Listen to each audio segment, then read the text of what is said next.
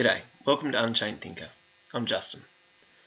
I'd like to follow up on the video I made regarding the current supposed health epidemic.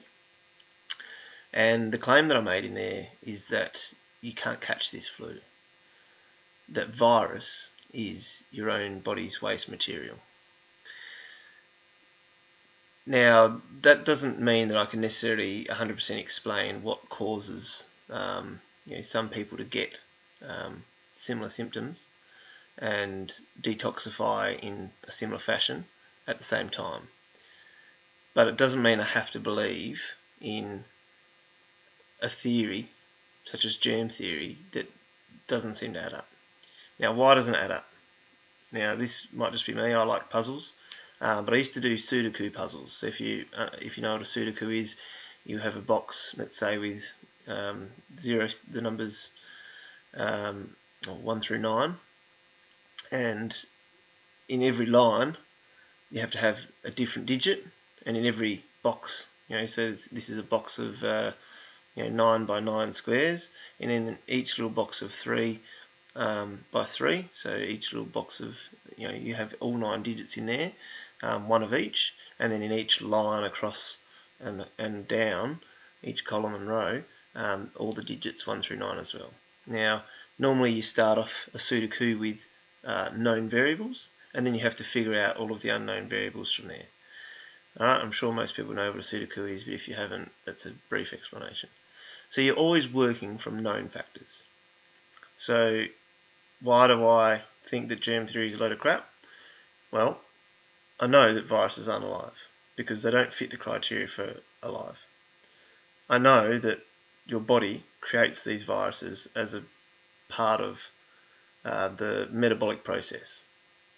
Alright, I know that there have been plenty of studies done where people have had genetic material from sick individuals, put into their system, or coughed onto their system, or added into their nose and so on, and haven't gotten sick.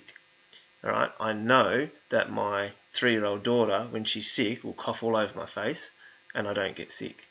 And I also know that my fiance has just started a detox diet, and so she's cutting sugar out, and she's had this diet for about 2 weeks, and she's been exercising regularly, and she's basically changed her lifestyle for a more healthy approach.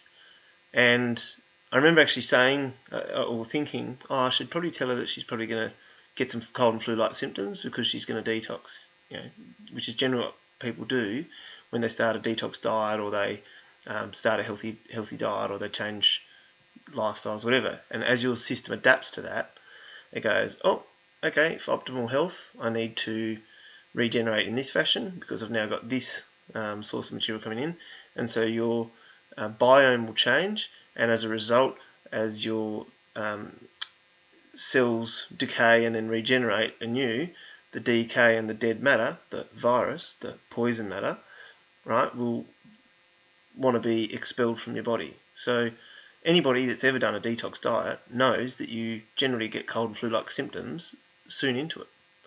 That's common knowledge. You can go and fact check that. So nobody's given them that, right? So I know all of these things. I know that the body is causing these cold and flu-like symptoms to occur as a process of detoxification. So does that mean I know what causes people to have similar style detoxification processes in similar areas? No, I don't. Do I have suspicions? Yes, I do. For example, vitamin D levels. Typically, people get these cold and flu-like symptoms in winter, which would be attributed to lack of vitamin D. So that's part of it, big part of it.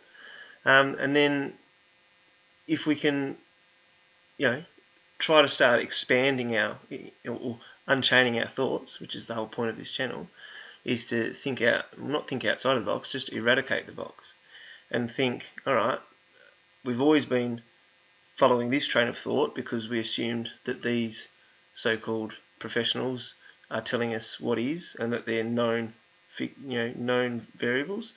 But in fact, we're finding out now that they're not so much known variables. They're quite theoretical variables. So if we eradicate those and then start looking for causation, then, like I said, you start figuring out that it's there's some level of toxicity or deficiency that's occurring in people all at similar times. So again, the sun explains the deficiency side of it. Toxicity, well, you could put that down to a multitude of things. We might be seeing a big ramp up because they've been rolling out the newest radio frequency towers, 5G. I'm sure I'll get censored for using those words. But they've been rolling that out, and if you go and look back in history, at every rollout of a new frequency, there's always been a pandemic, pretty much that coincides with the date of that. So that's one possibility. I don't necessarily subscribe 100% to just that. What I do know, again, working on known variables, is that the frequency range that operates in is actually quite devastating to the body, to the frequencies that the body has. So that's part of it. And then you look around at nature and you find animals give off pheromones to signal to other animals. The moon has an effect on people's behaviour. It has an effect on the menstrual cycle for the females. You find females often have their menstrual cycles syncing up with each other. So we've got these processes that are always receiving stimuli, even though we don't know what that stimuli is. We don't sense it with our five senses. But just because, for example, we don't see in infrared doesn't mean infrared doesn't exist. So just because we haven't figured out how to measure a stimuli yet and don't realise that it's occurring doesn't mean it isn't. So we constant, like, the trouble is that everyone thinks that scientists have got everything figured out, and they don't. There's so many unknown things about the realm in which we live. Whatever this existence is, there's so many unknown things, and just because I don't know the answers exactly doesn't mean that all the things that I know that aren't true now have to be true, because I can't explain what's actually going on. So anyway, that was just, like I said, a catch up on what's going on there, because there isn't this bug coming to get you. I very rarely wash my hands. Off, like at work, everyone comes in, everyone's rubbing this sanitizer crap all over their hands and killing their biome, and I don't do any of that. I'll wash my hands if they're dirty, but quite often I'll be handling money, cash, dirty cash. Oh, you can't touch dirty cash. I'll be handling cash at work all the time, and then I'll be like, oh yeah, I've got some peanuts there, and I'll grab a handful of peanuts, and in they go. I haven't gone like, ooh, I touched the money. Got to get every scary thing on before I even scratch my face. Like, no, do you know? You touch your face hundreds of times a day. I've probably done it like 10 times in this video. Do you know? Now that I'm thinking about it, I feel like I want to rub my nose. But I handle cash all the time. I handle things that people have touched on the shelves or whatever all day long. And then I'll just grab some nuts. Like, yeah, sweet, thanks, yum yum. I made this prediction last year when they locked us all down, and say March and April, they locked everything down. Bang, everyone was at home. And I said, I guarantee that in 2020, or once they open everything up, and then in 2020, everyone's going to get really sick. And I made that prediction because of the fact that they had stopped everybody being free to travel and active. Right? There was no exposure, is the word I'm looking for. And I said this, like, anybody that knows me, that I had any kind of conversation with, plenty of the people that come into work I would have said this to.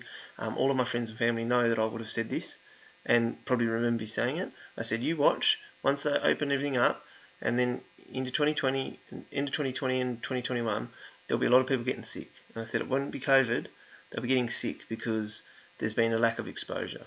All right, so kids need to be running around and eating dirt, and hopefully some dog crapped in that dirt, months prior, so that hopefully you're not eating fresh turds. But the fecal matter is going to give them,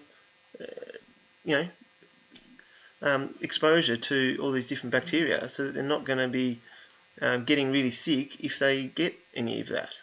So if you sanitize your hands every bloody 5 seconds and never allow yourself to have any bacteria, well, once one of those bacteria do make it onto you or into you, your body's not going to know how to deal with it, and it's going to have a reaction to that. It's going to try to balance, the situation it's in. It's going to be like, oh no, we like this biome now, we don't want you here, and so then it's going to cause you to have some sort of reaction to bacteria that you should just be naturally exposed to all the time.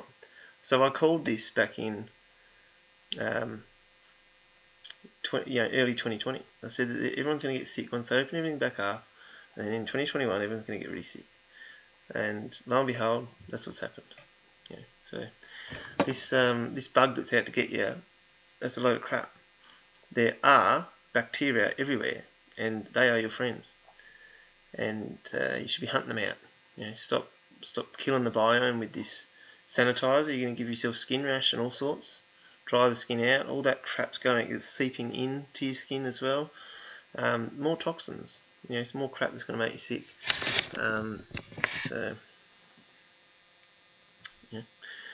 Again, this is easy stuff to research, people. This is level 1. So get off the telly and jump onto your computer, even your phone, whatever. Do some research. Not too late though. Remember, you've got to get your sleep. You've got to shut down the blue light. All right. Thanks for listening.